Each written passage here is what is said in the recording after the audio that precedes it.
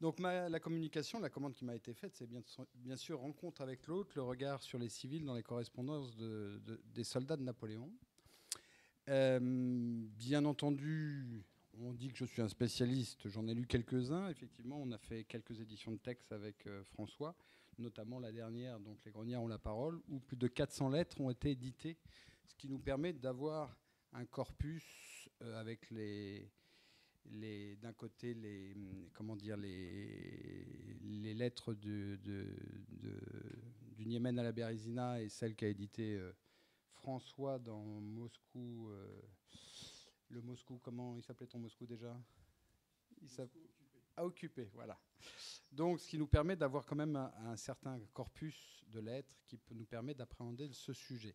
Cependant, vous le verrez, j'appréhenderai le civil à travers le regard du militaire dans une deuxième partie de ma communication. Alors, je commencerai par... Cela fait déjà maintenant quelques décennies que l'histoire militaire connaît un renouveau, grâce aux apports de l'histoire anthropologique et culturelle, auxquels s'ajoutent ceux de l'archéologie pour mieux connaître l'histoire du combattant. Longtemps négligées au profit des grands récits, les correspondances de soldats constituent aujourd'hui une source précieuse pour ce champ d'études qui offre une relecture de la guerre et des opérations à la hauteur d'homme. De nombreux corpus de lettres ont ainsi permis de redécouvrir l'histoire de la guerre et des opérations sous le prisme de l'expérience individuelle, des marches, de la vie en campagne et des combats. Ces correspondances nous permettent aussi de s'intéresser à l'histoire culturelle et à l'histoire des représentations dont le regard sur le civil est un des enjeux. Cependant, avant d'aborder la perception de l'autre à travers les correspondances de soldats, cette communication, comme je vous l'ai dit, reviendra au préalable sur les correspondances, un nouveau gisement de recherche, puis sur le pourquoi d'une telle abondance de sources. Alors, j'articulerai ma communication en 4 parties. Les correspondances sources d'une histoire vivante et renouvelée. De plus en plus de lettres écrites lors des guerres de la Révolution et de l'Empire. Troisièmement, des lettres qui témoignent de l'expérience vécue et des mentalités, où je passerai rapidement, pour venir sur le cœur du sujet, le civil, sujet différemment abordé dans les correspondances.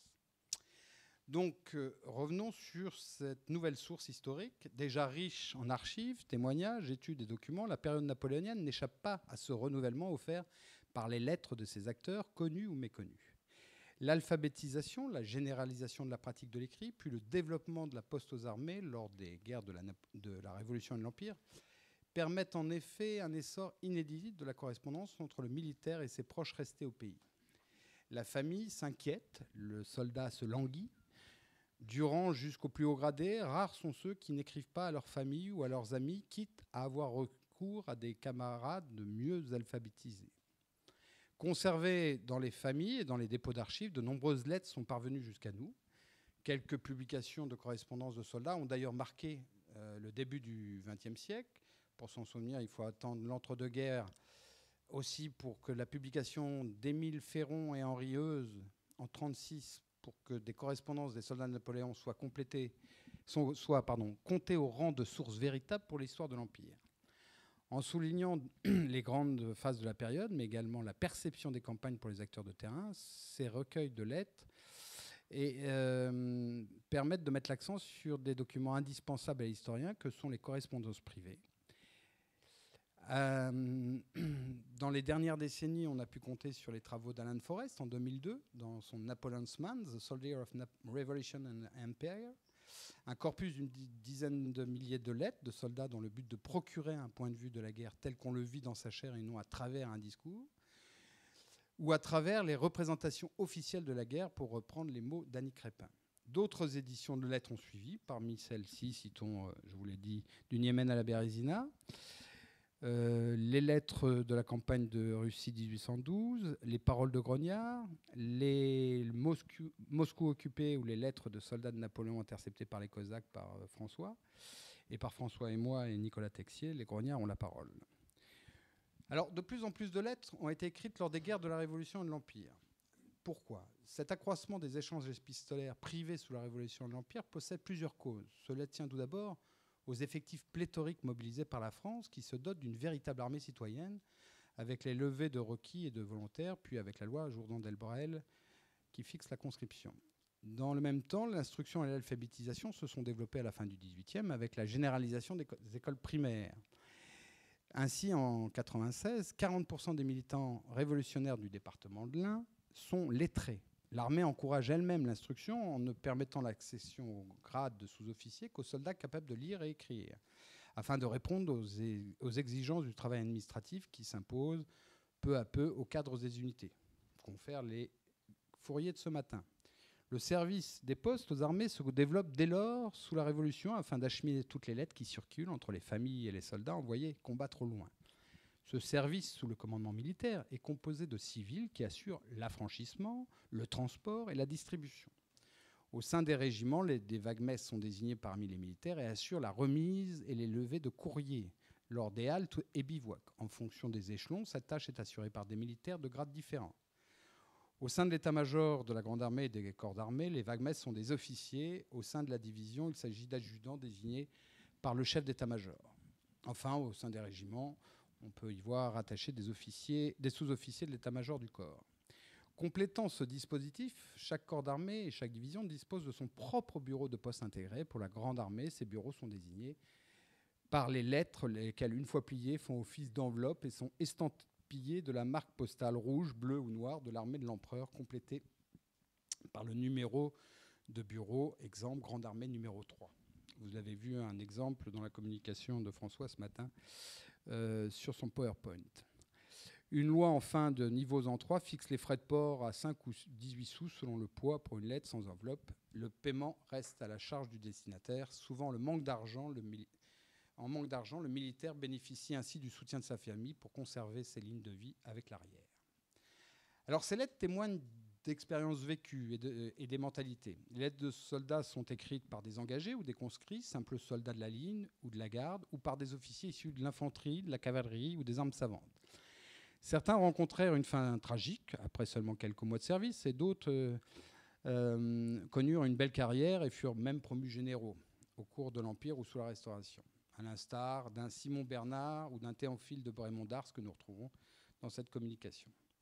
Plus fréquent quand le militaire se trouve en garnison, les courriers se raréfient en période d'opération militaire. Le rythme effréné de la guerre, les fatigues des étapes à marche forcée empêchent souvent des soldats de prendre la plume. Mais à l'image de fantassins comme le soldat cauchois ou johannin, aussitôt la fumée du champ de bataille dissipée, beaucoup s'empressent de retrouver l'écritoire, qui peut être un tambour dans certains cas, comme le note Forêt en 1810, afin de rassurer leur famille et de narrer leurs faits d'armes. Les correspondances disent aussi beaucoup sur le ressenti et le quotidien du militaire, comme sur les préoccupations et sur celles de sa famille, reflet des mentalités de la société de son temps. Découvrir les lettres de ces témoins de l'époque offre une plongée dans le réel de la Grande Armée et de l'Empire. Alors, intéressons-nous maintenant au cœur de notre sujet, le civil, différemment abordé dans les correspondances. Les correspondances de soldats font apparaître différents sentiments lorsqu'il s'agit d'aborder les civils. D'un côté, l'indifférence côtoie le rejet et le mépris. De l'autre, la compassion suit l'attachement et l'amour. J'espère que je ne mangerai pas trop sur la communication de François. Je ne le pense pas. Mais on se retrouve sur certains points. Des officiers cherchent à se marier dans les aimables sociétés que leur affectation les amène à rencontrer à l'étranger comme en France. Dans une lettre à sa mère en date du 20 février 1809, le futur général Simon Bernard, officier du génie en poste à Sarre-Libre, déclare sa femme après s'être fiancé avec une jeune femme de l'aristocratie bavaroise, Josepha von Lerchenfeld, sœur d'un ancien ministre des Finances du roi de Bavière. Et ce, avec ces mots. « J'ai mieux aimé que Joséphine vous écrive elle-même en français que de vous faire la traduction de ce qu'elle vous écrit en allemand. Au reste, elle est si bonne, elle est une si belle âme et un si bon cœur que vous pouvez aisément composer vous-même les idées de sa lettre. » Le lieutenant Robert, affecté au camp de Saint-Omer, quant à lui, demande à sa mère de l'introduire en société le 1er août 1805. « Vous, qui connaissez sans doute, ma chère maman, quelques femmes aimables dans cette ville, procurez-moi donc, si vous pouvez, la société. Car sur cet article, je suis assez difficile et depuis 2 mois que je suis ici, mon choix reste encore à faire. » Le même Robert exprime aussi dans ses correspondances à sa mère la défiance qu'il éprouve envers les civils. Lors du début de la campagne de 1805, en septembre, il écrit « J'ai déjà bien fait du chemin, ma chère maman, sans beaucoup m'éloigner pour cela de Paris. Je suis dans ce moment à Charleville, où nous avons séjour. Je ne vous parlerai pas des peines que nous souffrons presque tous les jours, de la pluie, des chemins de traverse abominables. Une fois arrivé à notre logement, on se trouve souvent trop heureux de trouver un lit passable chez des personnes malhonnêtes. » De Linz, ville autrichienne du bord du Danube, le 5 février 1806, le même Robert dresse un triste tableau du paysan allemand et de son pays. Il n'y a rien de beau dans le pays où nous sommes cantonnés, à 2 ou 3 lieues de la ville, chez de malheureux paysans dont on a bien de la peine à se faire entendre et qui ne donnent pas toujours leur bien avec plaisir. Vous devez penser que nous faisons un bien triste carnaval. La nature ici est des plus sauvages. C'est un vaste pays de montagnes couvert de forêts de sapins. Le gibier tel que le cerf, la biche et le chevreuil n'y manquent pas, et la chasse serait bien agréable s'il n'y avait pas tant de neige.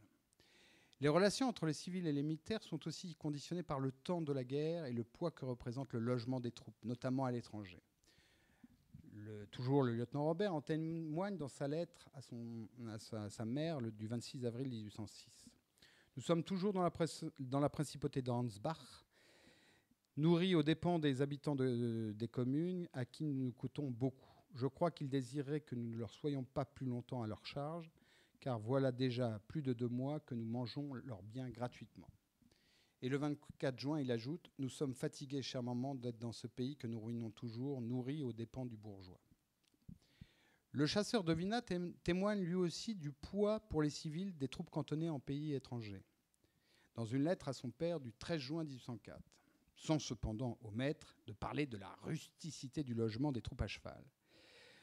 Nous sommes dans ce moment cantonnés à Lynn, petit village situé à environ 12 lieues de Ruremonde. Nos chevaux sont au vert pour encore 15 jours et les chasseurs sont logés chez le paysan. Là, nous n'avons pour lieu de repos que la paille, et à 1h du matin, il faut être dans la prairie, muni de fourches, pour charrier l'herbe et la porter à messieurs, nos chevaux. Un an après, le 27 septembre 1805, le chasseur de Vinat rapporte la violence des rapports entre civils et militaires. Ruremonde est une ville bien désagréable. Les militaires y font horreur.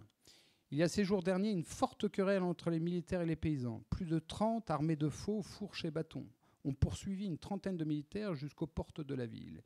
Ils ont tué un chasseur et blessé 10 hommes, tant chasseurs que hussards. L'alarme s'est répandue, on a couru aux armes, quelques paysans ont été massacrés.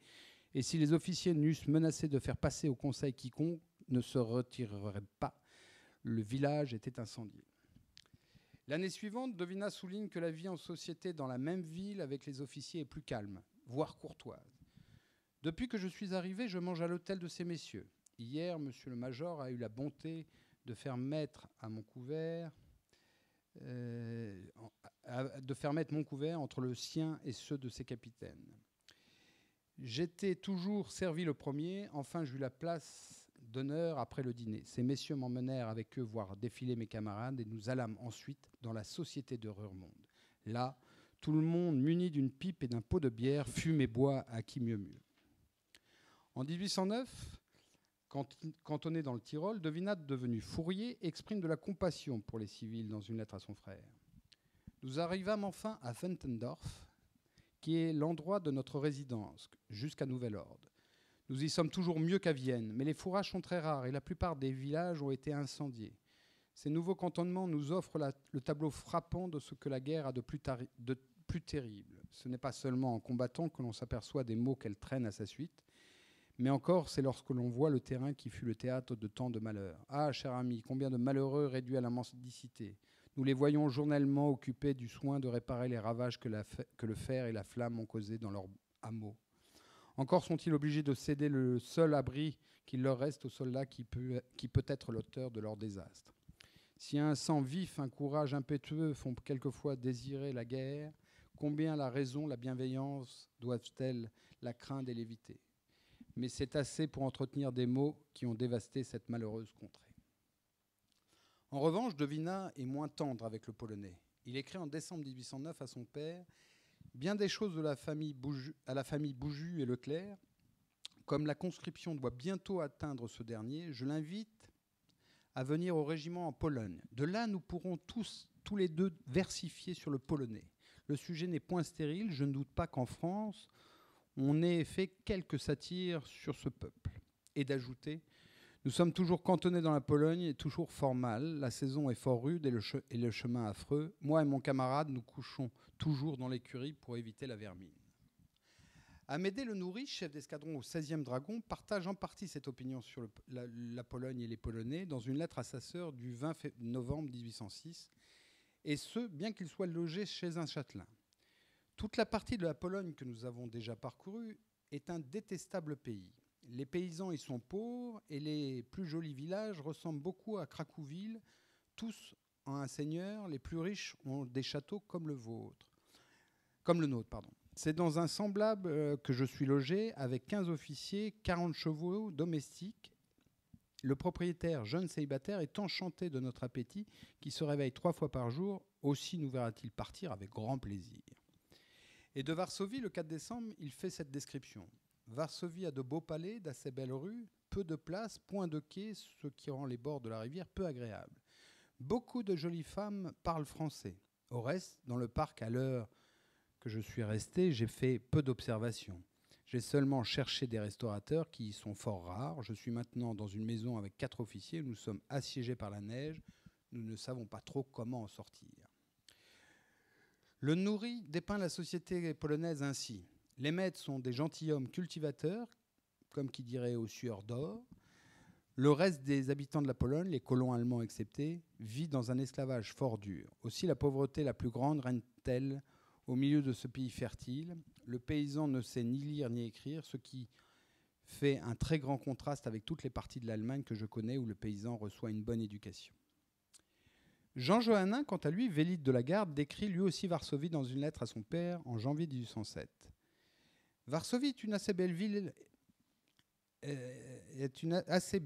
et vivante.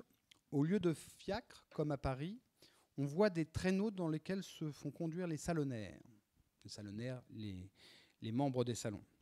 Les femmes et les hommes ici se couvrent à cause du grand froid de belles fourrures. Les paysans se font des peaux de mouton et sortent moustachus. Chez eux réside la misère et surtout ils sont esclaves. C'est assez vous dire, les villes de Pologne sont comme nos petits villages de France. Je ne sais à quoi comparer les villages. La maison la plus apparente est celle du Seigneur. La vôtre de là, prise, ferait ici un beau château. La lecture de ces correspondances montre que bien souvent, le sentiment que le militaire a sur le civil dépend d'une part de son éducation, d'autre part du niveau d'éducation des dits civils. Son ressenti est conditionné par sa culture et son partage de représentation. Ainsi, le gendarme d'ordonnance Lucas, arrivé à Mayence en janvier 1807, fait à son père une description bien agréable de la cour. Nous sommes admis chez l'impératrice, au cercle et au bal. Les gendarmes ont même l'honneur de danser avec elle. Mon camarade hier soir a eu l'honneur de valser avec la reine de Hollande. On ne les invite pas, mais les princesses vous font inviter par leur chambellan.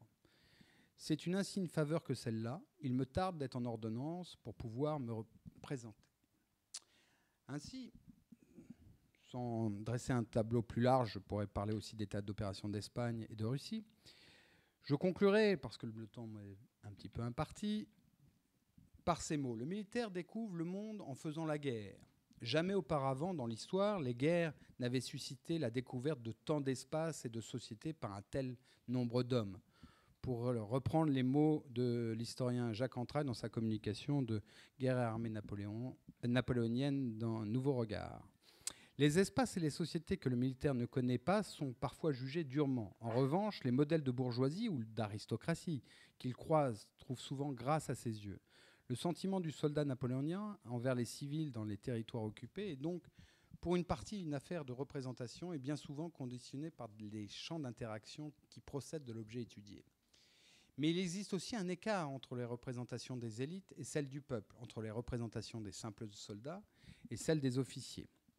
Ainsi, chez les officiers, les codes de la bourgeoisie sont largement partagés en Europe, ce que ne manquent pas d'observer les militaires du Premier Empire dans leur correspondance. Je vous remercie.